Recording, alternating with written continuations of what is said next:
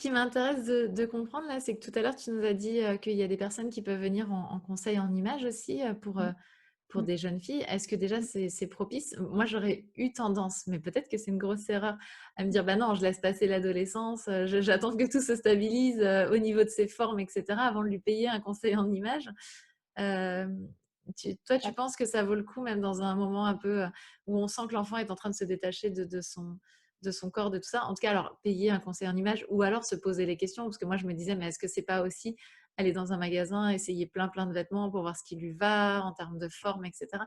Ce serait quoi tes conseils? Parce qu'on est démunis devant ces jeunes dont le corps change et qu'on ne sait pas forcément accompagner et qu'on voit qu'ils s'aiment pas trop pour certains. alors, heu, alors ça s'il y a pas de demande de l'enfant, hein, on va aussi parce que là, on parle beaucoup, avec nos expériences, Mmh. mais il faut toujours se caler à la demande de l'enfant. Ça, c'est la base. Si tout se passe bien, que l'enfant, voilà, il y a ses Ah oui, mouvements, voilà, on est non effectivement, je ne me mais mettais pas dans la situation où tout se passe bien, parce que si tout se passe bien, je pense qu'on ne se pose pas la question. Donc, c'était plutôt dans la dynamique de l'enfant qu'on voit qui est en train de rejeter son corps, en fait, hein, qui dit oui, c'est je m'aime ça, pas, je me déteste, machin, qu'est-ce que je fais, tu vois, en tant que c'est ça. parent. Mais si tout se passe bien, on peut aussi proposer un conseil en image parce que tout se passe bien, mais ça ne veut pas dire que l'enfant a la conscience et la connaissance de son corps et de son apparence. Voilà, donc ça peut être une possibilité, mais si c'est difficile, effectivement, on peut faire un conseil en image dans le sens où déjà en tant que parent, hein, n'oublions pas notre posture de parent, ça reste des enfants assez jeunes encore, hein, voilà. Donc, on va on va pas l'envoyer avec une conseillère en image tout seul, voilà, où on va parler des habits et de l'apparence, mais plutôt trouver quelqu'un, heu, qui va pouvoir aider l'enfant à se regarder dans le miroir un petit peu différemment. C'est ça. Le but, c'est pas spécialement les magasins. Ça peut être plusieurs séances qui vont amener à faire aussi un changement d'identité, mais à la puberté, ça serait pas cette notion de magasin et de vêtements tout de suite. C'est plus tard ça, un peu plus tard. Mais déjà quelqu'un qui va pouvoir dire: «Bah, regarde, tu vois, tu as cette forme, tu es peut-être en triangle ou plutôt, ronde, voilà, dans tes formes» et juste l'aider déjà à prendre conscience de ça, à se regarder. C'est ça la première étape. Donc ça va être aussi une personne qui est habituée à être dans une approche peut-être un petit peu plus holistique que le conseil en images. Il y a des personnes qui font du conseil en images personnalisé. On est plutôt d'abord sur le corps, voilà. Après, il y a le côté très apparence, mais c'est pas ça Ouais, dont on parle donc finalement. là, l'idée, c'est vraiment de permettre à l'enfant de prendre conscience, ok, Oui, là, en l'état actuel des choses, ça peut oui, évoluer, mais là, en l'état actuel des choses, voilà la forme de ton corps. c'est ça. Et quelque part, tu peux déjà commencer par l'accepter, le C'est ça, reconnaître, déjà le c'est reconnaître ça. avant de Et puis l'accepter aussi le voir. Parce et que le pour voir. moi, derrière le conseil en image, ça peut être un premier pas de se regarder. Mm. Voilà. Si on n'arrive pas à le faire à la maison, ben, ça peut être un premier pas. Mais vraiment avec une personne qui va être dans cette démarche-là. Ça, c'est important. Qu'elle est consciente de cet enjeu pour l'enfant à cet âge-là.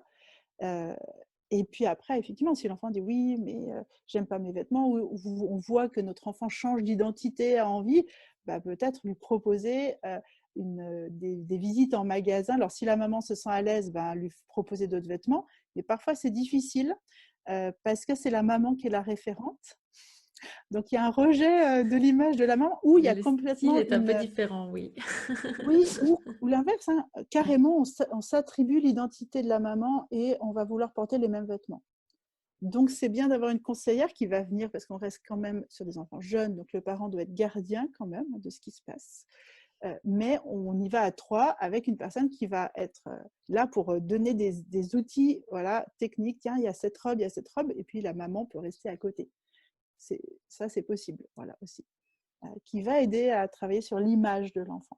Même si là, c'est un peu jeune quand même. Je ne pense pas que Ouais, c'est à c'est ce ça. moment-là où on Non, c'est ça que cherche. je suis en train de me dire, mais en même temps, je me dis oui, et en même temps, ils sont tellement désarmés Ouais, quand on voit leur façon de ouais. s'habiller par moment. C'est désarmant pour nous aussi. Oui, mais ça peut être un moment plaisir. Ça peut être aussi dans la posture où, en tant que parent, on dit bah, tiens, écoute, il se passe plein de choses dans ton corps.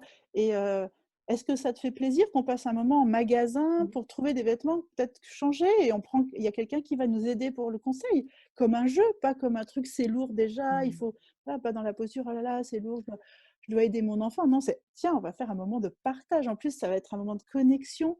Et, et même la maman, elle peut faire le conseil en image avec. Et moi aussi, je vais Ouais. essayer dans la cabine, aller, je vais changer peut-être mon image. Et ça peut être vraiment un moment de relation au corps qui est lié à l'extérieur, hein, à l'apparence, mais qui est vraiment une connexion. Voilà, tout est Moi, bon ce que pour je moi. retiens, c'est que c'est une excuse finalement. pour être en relation avec son C'est corps. ça. Donc ça ou autre chose. C'est ça. Moi, ce que j'ai envie de retenir là de ce que tu as Mmh, pu nous partager, mmh. c'est déjà de ne pas mettre les problématiques sous le tapis, de plutôt aller Ouais, les regarder en ouais, face. ouais. Euh, Moi, ce qui me vient, mais peut-être que je me trompe, mais j'ai l'impression que plus on se regarde, plus on s'habitue à soi-même, moins on se trouve moche. Je sais pas ce que Mmh. ou plus on se trouve belle si on va dans l'autre sens. Oui, merci, je préfère cette phrase. Même C'est sorti comme ça. je la connais. Mais plus on se trouve belle. On est belle de toute façon. C'est ça aussi. C'est pas plus on se trouve belle, c'est qu'on voit qu'on est beau, surtout. Mm. Beau et belle. De toute façon, on est beau et belle. Alors, je rentrerai pas dans quelque chose de plus symbolique, mais par nature, on est beau. Mais moi, je suis d'accord avec toi, mais je l'ai découvert très tard, ça. Et je trouve ça intéressant. Je me dis, tiens, comment une jeune pourrait le découvrir plus tôt? Moi, je l'ai découvert un jour, c'était un festival du féminin. Il y avait 200 femmes dans une même salle. Et je me suis retrouvée à un moment, je ne saurais plus expliquer pourquoi, à regarder tout le monde. Et à me dire, waouh, elles sont toutes belles. Et ça m'a vraiment pris comme ça. Alors, est-ce que bon, bah, c'est une révélation qui arrive à n'importe quel moment dans la vie et on ne peut pas la déclencher? Ou est-ce qu'on peut accompagner finalement nos jeunes à prendre conscience que, contrairement à l'idée qu'on peut se faire d'une forme de perfection, finalement, la beauté réside dans la diversité. Sauf que là, moi, je m'entends le dire, je sens que ce ne sont que des mots et que de ne pas avoir vécu cette expérience fait que ça reste des mots, tu vois? Alors oui, alors la beauté finalement, on a un peu dit avec les réseaux aujourd'hui, c'est tout un concept. Ça a été très longtemps un concept social, hein, parce que c'était des codes sociaux, notre apparence. Voilà. Qu'est-ce qu'une belle femme? Qu'est-ce que voilà, pour rentrer dans des codes, pour être aimé, pour rencontrer un homme dans notre vie.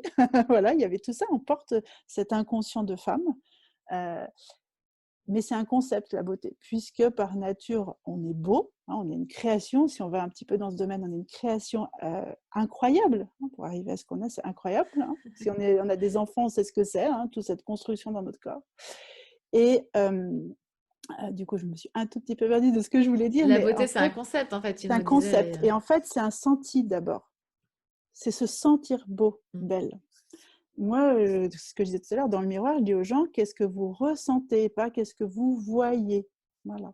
Quand vous regardez dans le miroir, alors souvent, je vais dire, ah, mais je me sens, ah, mais je suis pas jolie, ah là là, mais mes cheveux, mes yeux et tout. Non, mais moi, je vous parle pas de ça. Je vous parle de qu'est-ce que vous ressentez quand vous vous regardez dans le miroir. Et comme toute notion et apprentissage, il y a le concept et il y a l'expérience sensorielle.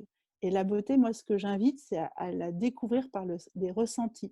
Et pour ça, il faut faire des expériences, il faut se regarder, il faut toucher son corps, il faut le voir, il faut le regarder par rapport à un autre aussi. Je ne sais pas, vous avez tous vu, enfin, moi, je suis toujours épatée.